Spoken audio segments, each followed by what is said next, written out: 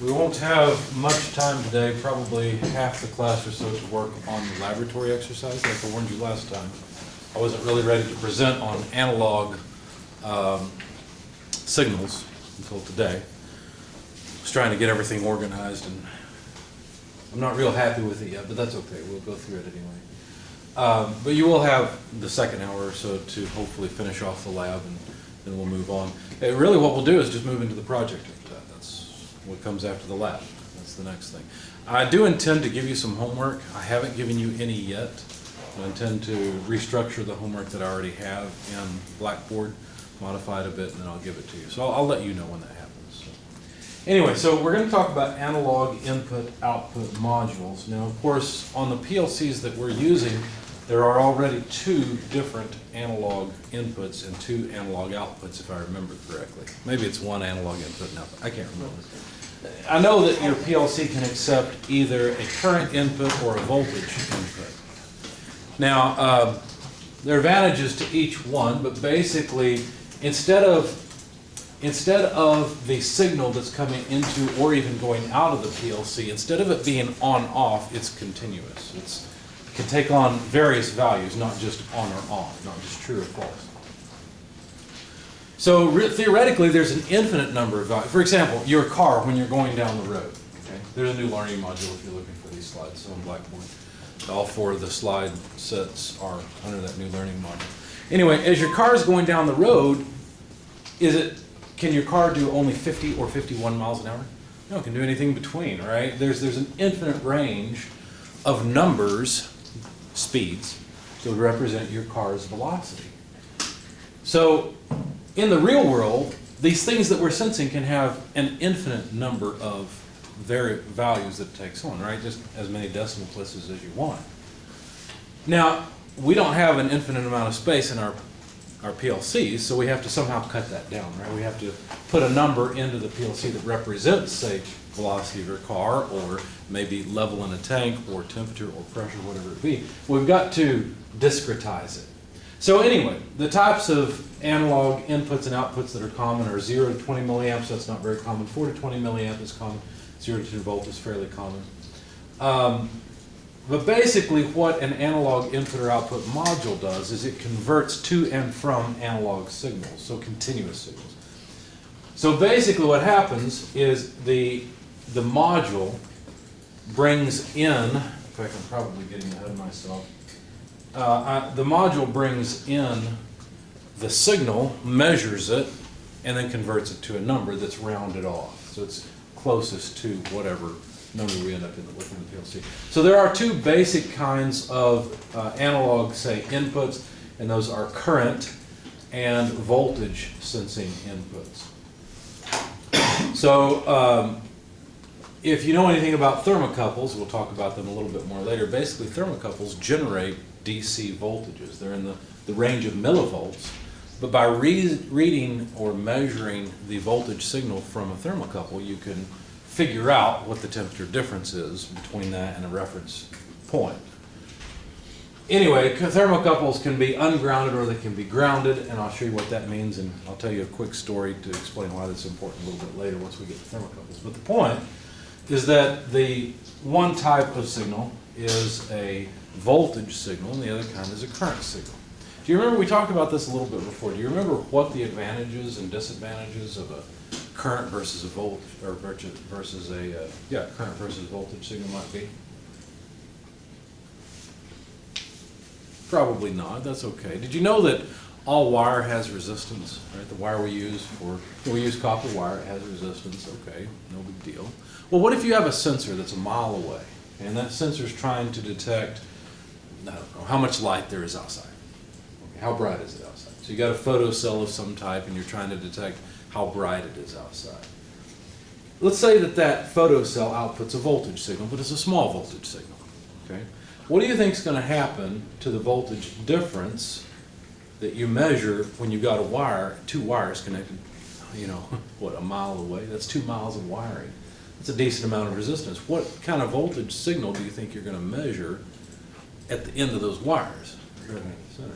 Going to be less than what the sensor is putting out, right? Because there's going to be voltage drop in the wires. So the disadvantage of voltage signals is that over long distances they degrade. The amount you measure goes down.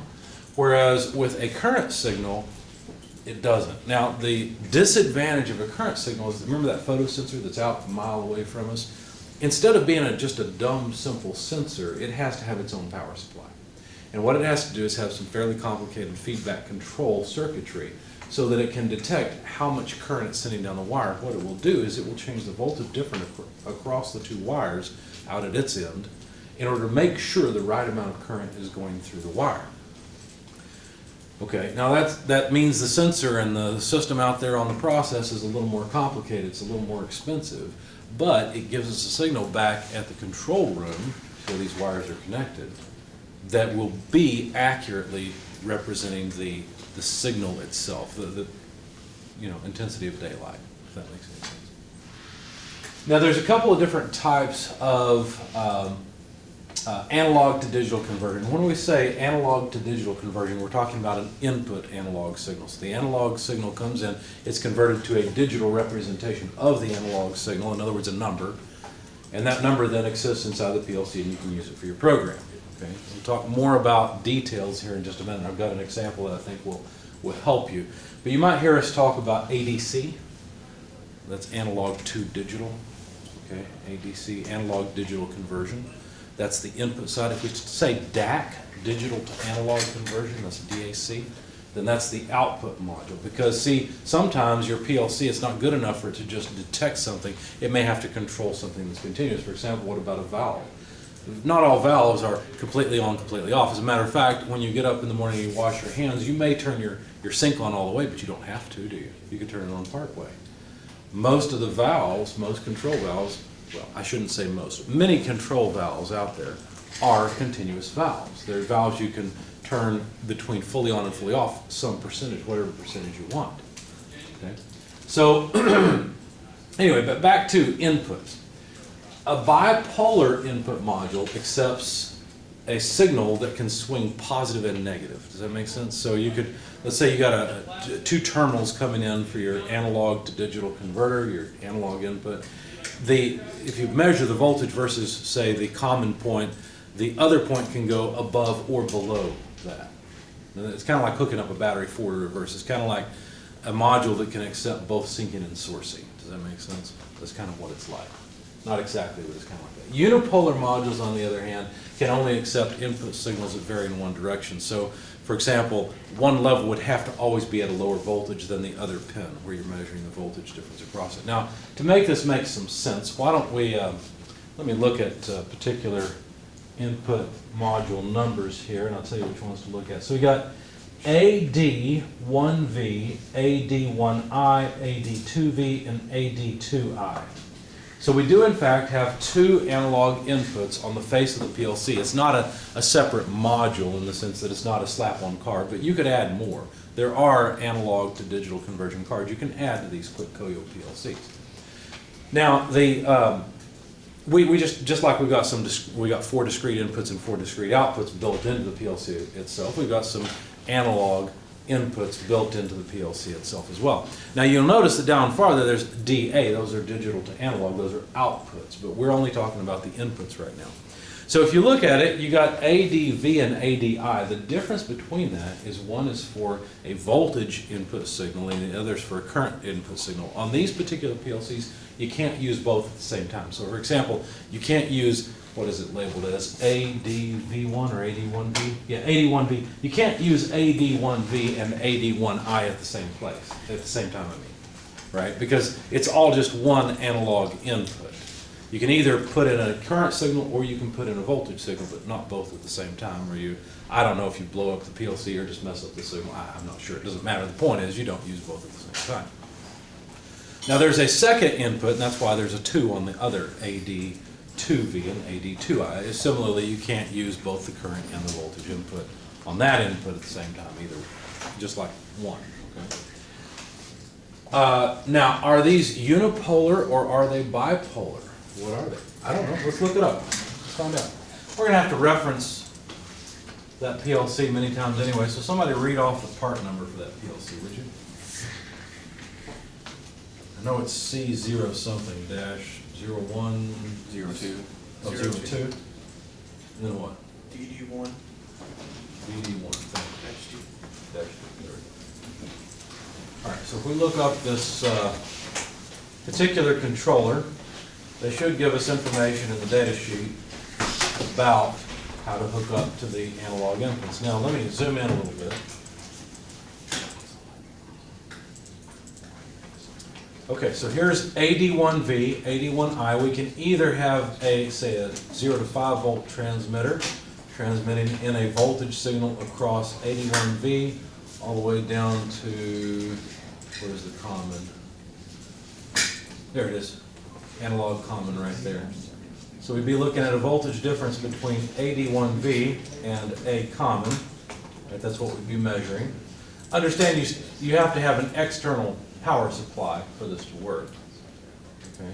But the transmitter then would transmit whatever it's sensing, and it would transmit a voltage signal from 0 to 5 volts. Or we could hook up a current transmitter to transmit current, or to make a current signal between the common and AD1I. Now they say see analog I/O specifications and voltage and or voltage and current input. Well, let's see if we can find it. So this is the output side here. Here's the input side. Let's see. No, you can only use one terminal per channel. That's what I was saying. You can't use 81V and 81I at the same time. Let's see. Discrete I/O. That's not what I want. Discrete I/O. Analog I/O specifications. Here we go. Number of channels 2. Input range 0 to 5 volts. Resolution 12 bit. What does that mean? We'll get to that in just a minute. Input impedance. Okay, current specifications. There we go. That's not what I'm looking for. I'm looking for whether this is unipolar. Oh, well, of course it's not unipolar. Or of course it's not bipolar. You can see that here. 0 to 5 volts. I should have realized that from the very beginning. I was thinking for some reason they'd say it. 0 to 5 volts means that the low point will have to be on the common, and then you go up to 5 volts. You couldn't put 5 volts below a common on 81V. In other words, you couldn't put a negative 5 volt signal on that because the specification is 0 to 5 volts. If it was a bipolar module, input module, it would specify something like -5 to +5 volts. Okay. But it's not. It's unipolar. And I imagine the current is unipolar. Bipolar in voltage is common. Bipolar in current is not common. Because you usually don't have a transmitter that will push current one direction and then push it the other direction. Okay? So, yeah, so 4 to 20 milliamp. In fact, I've never seen an analog module that will accept current going in the opposite direction. I just realized that. Never thought of that before. But anyway, so the next thing to talk about is resolution. Resolution is really, really important. What does resolution mean? Well, I think I can describe that for you by way of showing you some things. So let me put off the discussion of resolution for just a minute so I can get through a few more slides. Okay? Let me finish off these slides, then we'll talk about resolution. All right, now, voltage signals are more sensitive to noise than current. So what is noise? Well, I don't know if you know this, but there's this thing called induction. If you've studied electronics or electricity, you know that current, or in other words, flow of electrons, can be induced into a conductor from a nearby conductor. Okay? In fact, well, I won't go into it. It doesn't matter. The point is that when the signal is a voltage signal, any signal that's added to that increases the apparent voltage. Current signals are not as sensitive because if current is induced into a wire, the device, the transmitter that's outputting its current signal will detect a higher current flow. When that happens, it'll reduce the voltage. So it's sort of self-correcting. Anyway, now Some output modules have their own internal power supply to power the sensor. Others require an external power supply. One type that I've used, I think I showed you guys, was the Automation Directs. Here, I'll find it.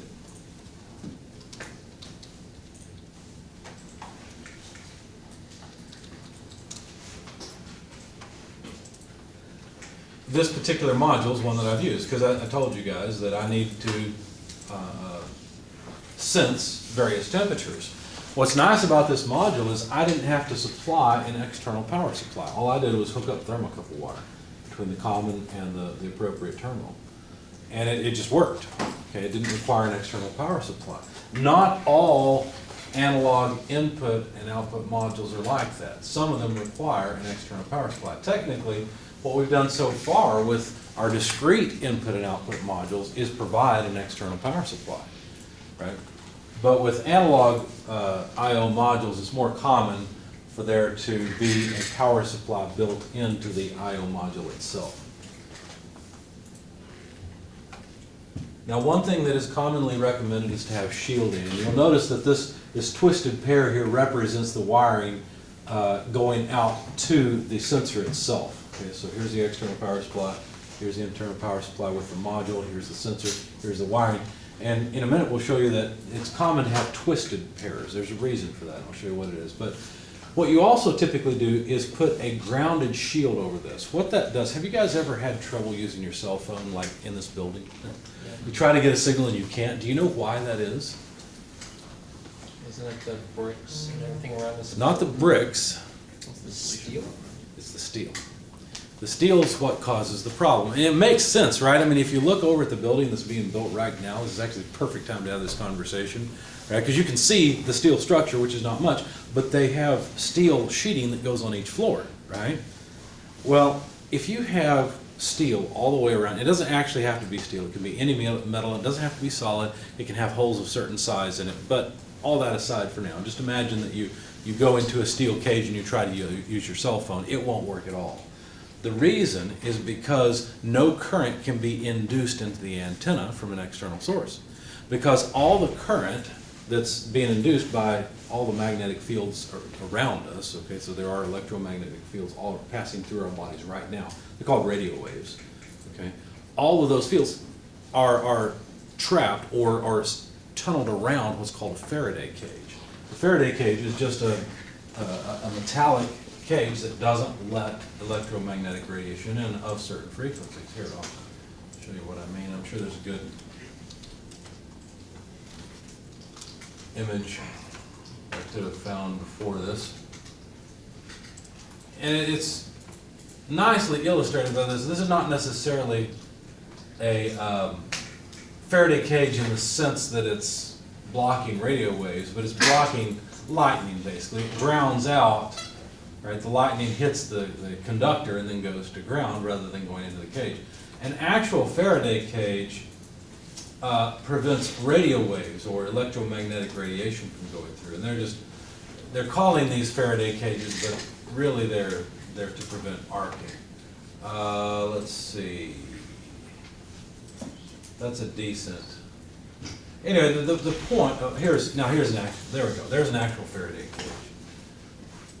And so there, you'll see that there's this wire mesh that has a fairly fine mesh. In fact, your microwave, you've seen a Faraday cage. That's what your microwave has on it. You ever notice that microwaves always on the door have glass, but then they've got a piece of metal with a bunch of holes in it? You know why they do that? So you can see your food. But if that metal wasn't there, what would happen? Microwave radiation. Heat would come out, right? Infrared radiation would come out, and you could feel it. But it turns out that the size of those holes is as large as they can be without letting the frequency of light come out that you could feel as infrared radiation, okay? It's kind of interesting. Here's something you can do that would be fun. If you have an old microwave, okay, that front door, and let's say you want to tear it apart, you don't care about it, take the front door off. And next time you're around a campfire, take the glass out too. Take that door and hold it between the campfire and your hand and see what you feel. And then remove it. Do the same thing if you have a wood stove. Try this experiment. I think you'll be really interested in what you find. Because you would think you need a solid to block the heat, right? You don't. The door with the holes are appropriately sized so that the heat won't come through to you. Okay, at least not the frequencies that it's designed to block. Yeah. Also, be very careful about the magnetron. It has some ceramic. The old ones do. The magnetron is the part that actually is kind of the business end of the microwave, right? It's the thing that you apply high voltage to generate the electromagnetic radiation, the infrared heating.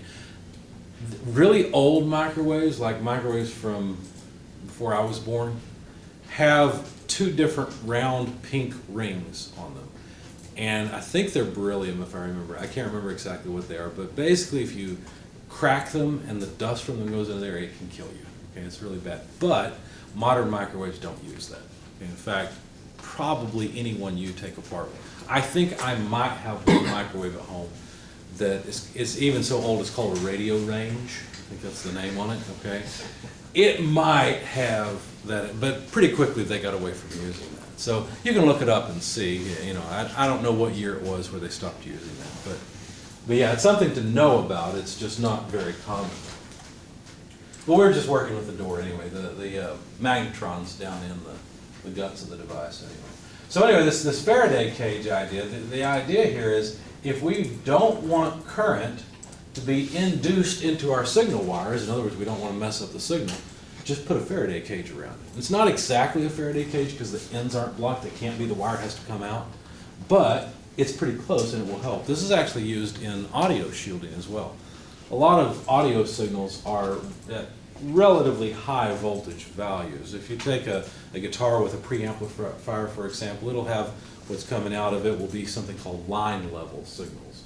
And they're big enough that pretty much not much is going to interfere and make the guitar sound bad. But with a microphone, a professional microphone has what's called a balance connector. It's an XLR connector. And what it does is it has signals that come out of the microphone that are at much lower voltage values, and it's pretty easy to get interference. And so microphone cables like that are typically shielded. They have a ground sheath like this that's grounded at one end and helps prevent interference with the audio signal that's coming through.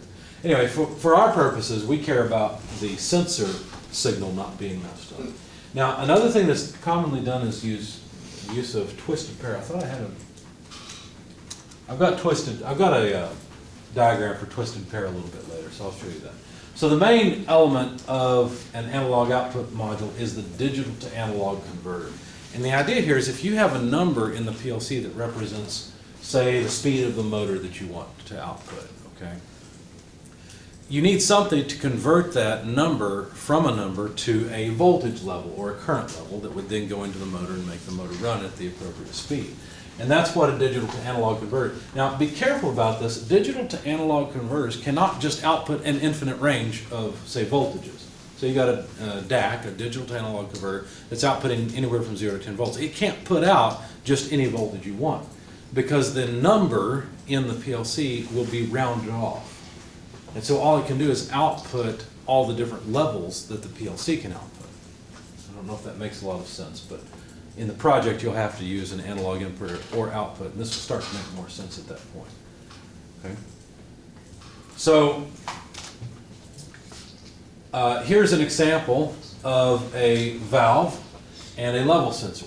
Now if you think about it, the level in the tank can be anything, right? So this is a continuous level sensor and therefore would be generating an analog signal that goes into an analog input on the PLC.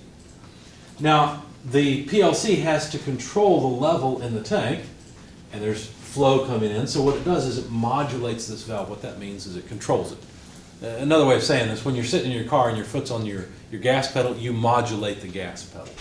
It doesn't mean you're constantly moving, it just means you move it to whatever position you think is appropriate. Okay?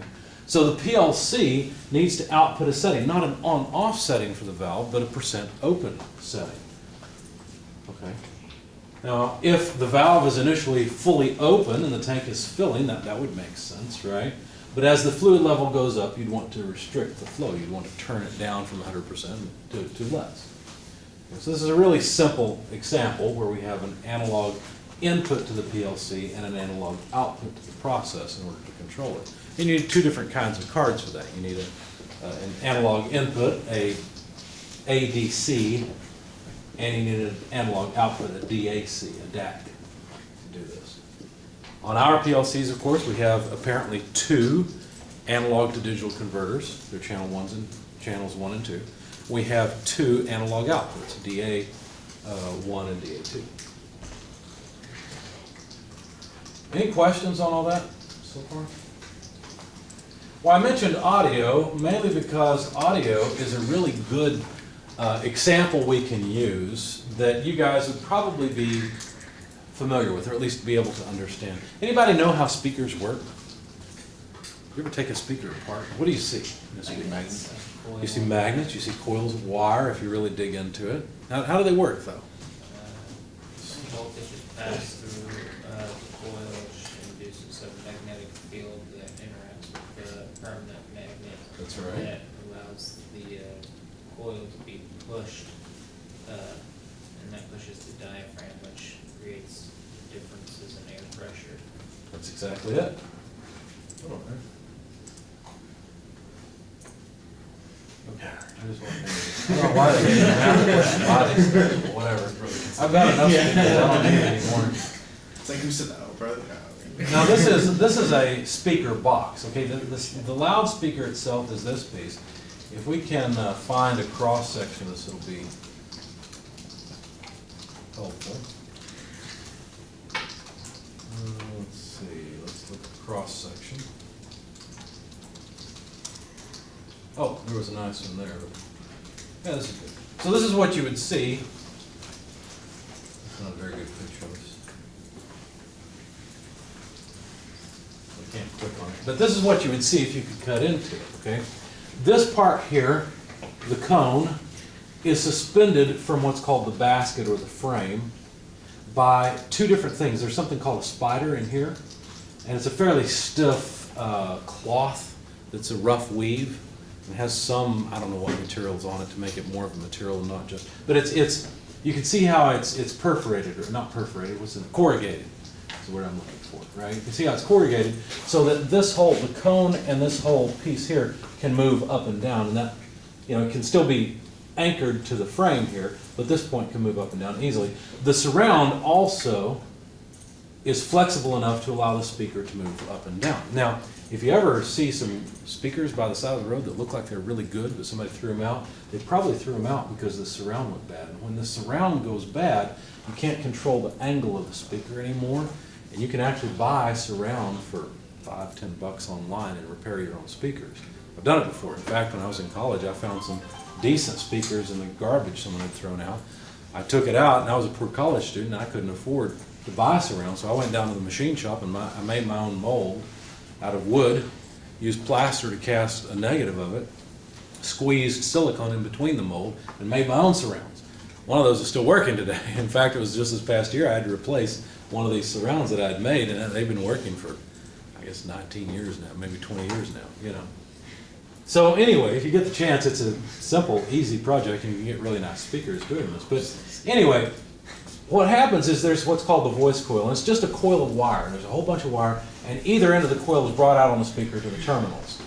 Okay, and what happens is there's a magnetic field between here. The magnetic field actually goes from one side to the other. I can't remember which side is north and which side is south. It doesn't matter. But the magnetic field goes this way all the way around. Does that make sense? If you look at the top of the speaker, you'd see radial magnetic fields if you could see them. Okay, they're going from one side to the other.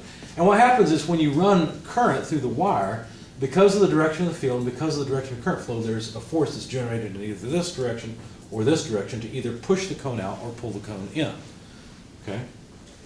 And so what happens then is you put a varying voltage signal on that where you have one side go positive and then negative versus time. And what that does is it pushes and pulls the cone in real time. In fact, anybody want to guess how fast a speaker like this can move in and out? How many times per second do you think a speaker like this could move up and back? 60 hertz.